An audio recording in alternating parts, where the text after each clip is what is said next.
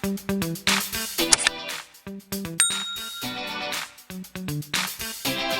ako ngayon sa Casinquery Mall, guys.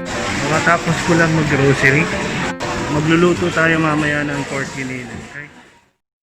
I never made it, but I know what it takes. I'm motivated by a mix of emotion. Got my statement, and I'm 갑자기 내게 나타나준 너. 난 아무 말도 So, mainit na pat. Lagyan natin ito.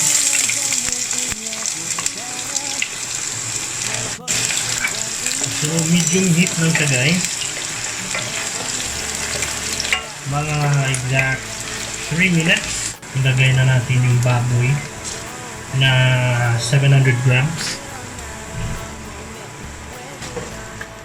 And i-make sure nyo lang guys na na-drain yung dugo ng baboy para hindi siya malagsa.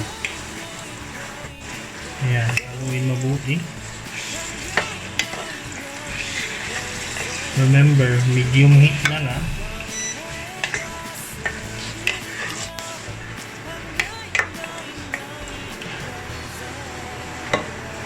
So once nahalo mo na siya ng mabuti, lagyan mo ng pepper.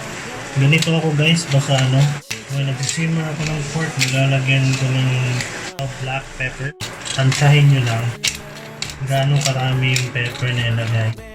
And gusto ko rin kasi na yung lasa ng pepper is magsisink in mismo sa meat.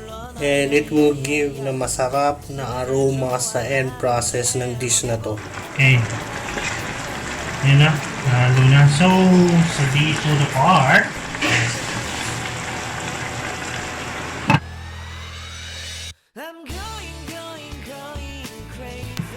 Let's wait for 5 or 10 minutes of simmering. So 5 minutes is up. Meron pang konting tubig. So mix nyo lang siya. Pwede naman kasi nating tanggalin yung remaining liquid na yan na galing sa baboy, or let it simmer for a few more minutes. So hindi siya 5 minutes on my end. I-add natin yung, let's say, konti naman lang, 3 to 4 minutes. Okay, wala na siyang tubig. Yung next natin na gagawin dito is to add 1 cup of water. Do 1.5 cup here. Depende rin yan kasi sa gusto nyo. If you like na meron more sauce, you add water. If you want less, lesser water. 1 cup will do lang. 1 cup of tomato sauce.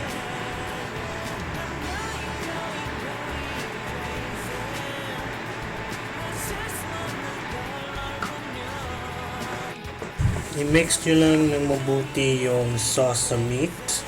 And as you can see here, hindi siya masyadong mapula. All you need to do is Lagyan nyo na 100 ml of tomato sauce. ganun lang guys. You need to improvise talaga when cooking. So, as you can see here, yan, maganda na yung kulay ng meat and the sauce. Tapos, more cubes. Isa lang. To retain the flavor of the pork itself.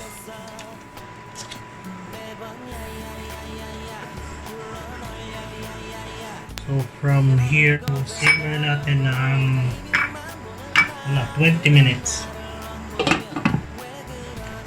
Ganun din. Low to medium heat in the middle lang. Kasi baka masunog yung tomato sauce. Yan. 20 minutes is up.